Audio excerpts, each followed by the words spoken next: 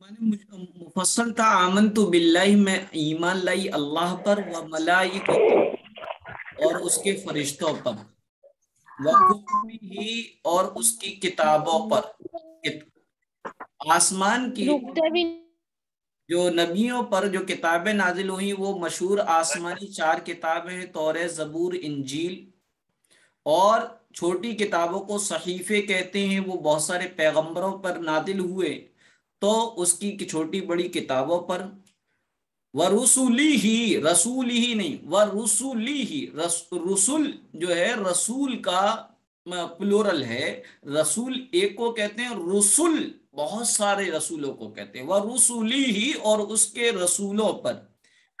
بعض لوگ غلطی کر جاتے تل کر رسولو پڑھ دیتے، وہاں پر تل کر رسولو ہے، رسولو، یہاں بھی ورسولی ہی اور اس کے رسولوں پر۔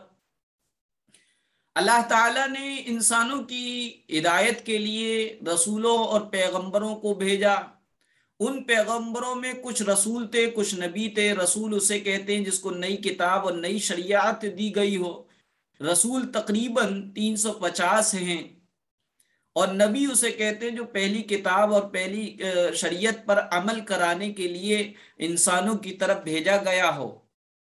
اور نبی اور رسولوں کی تعداد کم و بیش 1,24,000 ہے، صحیح تعداد اللہ کے علاوہ کسی کو نہیں معلوم۔ ہاں، حدیث میں 1,24,000 نبیوں کا ذکر آیا ہے۔ قرآن کریم میں کل 24 یا 25 نبیوں کے نام بتائے گئے ہیں، 1,24,000 نبیوں کے سب نبیوں کے نام نہیں بتائے گئے۔ والیوم الآخری، اور قیامت کے دن پر میں ایمان لائی، والقدر خیرہ وشرہ من اللہ تعالی، اور اس بات پر میں ایمان لائی کہ اچھی بری تقدیر اللہ کی طرف سے ہوتی ہے، اور موت کے بعد، والبعث بعد الموت، اور موت کے بعد دوبارہ زندہ کیے جانے۔ عام طور پر عقائد میں 2 چیزیں ہیں، ایمان نام ہے اللہ کی ذات سے ڈرنے کا اور اللہ کی ذات پر یقین کا۔ گویا کہ ایمان کے پہیے، ایمان کی گاڑی کے 2 پہیے ہیں، 2 ویل ہیں، ایک جو ہے اللہ کی ذات پر یقین، دوسرا اللہ کی ذات سے خوف اور ڈر۔ چنانچہ اگر کسی بندے سے دونوں میں سے دونوں چیزیں نکل جائیں تو وہ ایمان سے چلا گیا۔ مثلا کوئی اللہ کی نافرمانی کرتا ہے، اللہ سے نڈر ہو گیا ہے، تو بھی ایمان چلا گیا، اور اللہ کی سے نڈر بے خوف ہو کر اللہ کی نافرمانیوں پر نافرمانیاں کرتا چلا جا رہا ہے تو اللہ تعالیٰ اس کی پکڑ کر لے گا۔ اسی طریقے سے اللہ کی ذات پر یقین بھی ہونا چاہیے، بے یقینی اور نا امیدی کفر ہے، لہذا اللہ کی ذات سے بے امید بھی نہیں ہونا چاہیے۔ چنانچہ آج یہی ہوتا ہے، اگر کسی کو کوئی دعوت، دین کی دعوت دی جائے، نماز پڑھنے کی، پردے کی وغیرہ میں کہا جائے تو کہتے ہیں ارے چھوڑ، جب کی جب دیکھیں گے۔ تو یہ اللہ سے نڈر ہونے کی بات ہے، یا اللہ تو ہماری سنتا ہی نہیں ہے، اب کیا کریں، اتنی نمازیں پڑھی، اتنی، یعنی اللہ کی ذات سے نا امید ہو جانا۔ یہ دونوں ہی چیزیں بہت اہم ہیں، اس پر خوب توجہ دی جائے۔ تو ایمان مفصل میں 7 چیزوں کا ذکر آیا کہ جس میں ہمیں ایمان رکھنا ہے، اور ان باتوں کو ہم جیسے دل سے مانتے ہیں، یقین کرتے ہیں، ویسے ہی دوسروں کو بھی اس کی دعوت دیں۔ آج ہم آپ کے سامنے ان چیزوں کو، مسئلے مسائل میں ان چیزوں کو بیان کریں گے جن سے غسل فرض ہوتا ہے۔ چونکہ 2 ہی چیزیں ہیں غسل فرض ہونے کی، ایک تو ہم بستری کرنا، یعنی کہ میاں بیوی کے خاص تعلق کو ہم بستری بھی کہتے ہیں، صحبت بھی کہتے ہیں، جماع بھی کہتے ہیں، یعنی کہ مرد کی شرمگاہ عورت کی شرمگاہ سے مل جائے، انٹر کر جائے، چاہے منی نکلے یا نہ نکلے، غسل واجب ہو جاتا ہے، فرض ہو جاتا ہے، کمپلسری ہو جاتا ہے۔ دوسری چیز، اللہ تعالیٰ کا ایک نظام ہے اور اس نظام کو قبول کرنا چاہیے کہ ہر مہینے جو ماہواری اور حیض کا خون آتا ہے اس کی کم سے کم 3 دن ہے، زیادہ سے زیادہ 10 دن ہے، اور وہ عادت ہوتی ہے تو حیض کے خون کا بند ہو جانے پر بھی غسل کمپلسری اور فرض ہو جاتا ہے، اور اس کو برا نہیں سمجھنا چاہیے۔ اما عائشہ رضی اللہ تعالیٰ عنہ پیارے آقا حضرت محمد مصطفیٰ صلی اللہ علیہ وسلم کے ساتھ حج کرنے گئیں۔ حج کے موقع پر ابھی پورے ارکان ادا نہیں کیے تھے کہ آپ ہو گئیں، تو آپ رونے لگیں، تو اللہ کے رسول نے فرمایا رو کیوں رہی ہو، یہ تو اللہ کا نظام ہے کہ اب میں طواف کیسے کروں گی؟ تو اللہ کے رسول نے فرمایا جب تم پاک ہو جاؤ جب طواف کر لینا۔ بہرحال اس سے یہ پتہ لگا کہ ہمیں یہ اللہ کے نظام کا تحت ہے، اس لیے اس کو برا سمجھنا غلط ہے۔ تیسری چیز نفاس کے خون کا بند ہو جانا۔ پیدائش کے بعد اللہ کا یہ بھی نظام ہے کہ کچھ خون آتا ہے اور اس کی زیادہ سے زیادہ حد جو ہے وہ 40 دن ہے، کم کی کوئی حد نہیں ہے۔ اس خون کے بند ہو جانے پر بھی غسل واجب ہو جاتا ہے، فرض ہو جاتا ہے۔ یہی 3 چیزیں ہیں۔ البتہ بیماری یا کمزوری کی وجہ سے پیشاب کے راستے سے جو سفید پانی یعنی لکوریا نکلتا ہے وہ ناپاک ہے، اس کے نکلنے سے وضو ٹوٹتا ہے، غسل واجب نہیں ہوتا۔ جس عورت پر غسل واجب ہو اس کے لیے قرآن کریم کی تلاوت کرنا، چاہے دیکھ کر ہو چاہے بنا دیکھے ہو، اور قرآن کریم کو چھونا، چاہے قرآن کریم پورا ہو، پارے کی شکل میں ہو، یا کسی کاغذ پہ لکھی ہوئی آیت یا ٹکڑے کے شکل میں ہو، یا سینریاں ہوں، یا پھر کوئی نقش اور تعویذ ہو، اس کو چھونا جائز نہیں ہے۔ مسجد میں داخل ہونا بھی جائز نہیں ہے، حرام ہو جاتا ہے غسل واجب ہونے کی صورت میں۔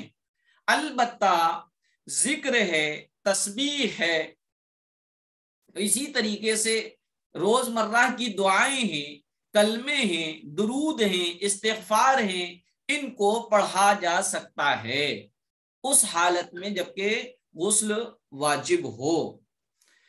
ہاں یہاں پر یہ سمجھا جائے کہ اس وقت مستحب عمل یہ ہے، پیریڈز کے دن مستحب عمل یہ ہے کہ نماز کے ٹائم پہ وضو کریں اور جانماز بچھا کر بیٹھ جائیں اور تسبیح پڑھ لیں۔ اس کے 2 فائدے ہوں گے۔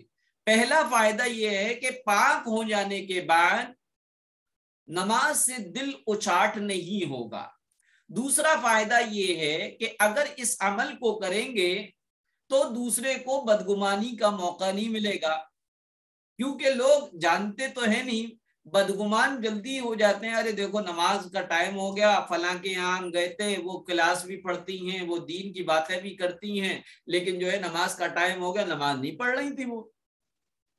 جب آپ خاص ماہواری یعنی ان ناپاکی کے دنوں میں یہ مستحب عمل کریں گی تو اس کا ایک فائدہ یہ ہوگا کہ ایک تو آپ کا نماز سے دل اچاٹ نہیں ہوگا، دوسرا فائدہ یہ ہوگا کہ جب آپ یہ عمل کریں گی تو عمل کرنے والا آپ کو دیکھے گا تو کہے گا یہ کیا کیا تم نے، تو آپ اس کو دین کی تبلیغ بتا سکتی ہیں کہ بہن اس حالت میں مستحب عمل یہ ہے کہ یہ کرنا چاہیے۔ کیونکہ بعض خواتین اس حالت میں جانماز پر بیٹھنے کو وہ سمجھتی ہیں کہ نہیں بیٹھتے، تسبیح نہیں پکڑ سکتے، حالانکہ وضو کر کے جانماز پر بیٹھیں اور تسبیح پڑھ لیں، سبحان اللہ کی، الحمدللہ کی، اللہ اکبر کی، استغفار کی، درود کی، کلمے کی، کیونکہ یہ چیزیں اس حالت میں بھی پڑھ سکتے ہیں۔ اب آئیے ہمارے نبی پاک صلی اللہ علیہ وسلم کا نکاح۔ ہمارے نبی پاک صلی اللہ علیہ وسلم بہت سا نفع کما کر ملک شام یعنی سیریا کے سفر سے لوٹے، پائی پائی کا حساب دے دیا۔ بی بی خدیجہ رضی اللہ تعالی عنہ نیک تھی، آپ صلی اللہ علیہ وسلم کی اچھائیاں دیکھ کر بہت خوش ہوئی۔ پھر میسرہ غلام نے بھی آپ صلی اللہ علیہ وسلم کی ایمانداری، نیکی، لوگوں کے ساتھ ہمدردی اور محبت کا آنکھوں دیکھا حال بیان کیا۔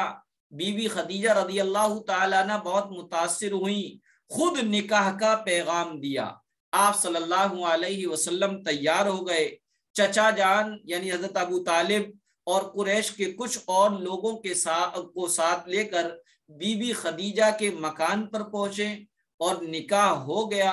اس وقت آپ صلی اللہ علیہ وسلم 25 سال کے تھے، بی بی خدیجہ کی عمر 40 سال کی تھی۔ یہ آپ کی کلاس ہوئی۔ رہے آپ کے کچھ سوالات، وہ انشاءاللہ اگلی کلاس میں، کیونکہ کلاس بہت لیٹ شروع ہوئی تھی اور ٹائم ہو چکا ہے، اگر کوئی پوچھنا چاہیں تو 5 منٹ میں پوچھ لیں کوئی سوال۔ جو کسے کہتے ہیں؟ یہودی کہتے ہیں موسیٰ علیہ السلام کو ماننے والوں کو۔ مفتی صاحب السلام علیکم، جی کیا بیت الخلاء میں اللہم انی اعوذ بک من الخبث والخبائث۔ سورۃ الفلق اور سورۃ الناس کا شان نزول، لبید بن عاصم ایک یہودی تھا، اس نے پیارے آقا کے 11 بالوں کو لے کر کنگھی میں 11 گانٹ لگا کر سحر اور جادو کیا اور اس کو ایک کنویں کے نیچے رکھ دیا۔ اس کے اثر یہ ہوا کہ نبی پاک صلی اللہ علیہ وسلم دنیا کے کام کاجوں کو کرنے کے بعد ایسا محسوس کرتے جیسے نہیں کیا ہے۔ مفتی صاحب السلام علیکم، جی السلام علیکم ورحمۃ اللہ وبرکاتہ۔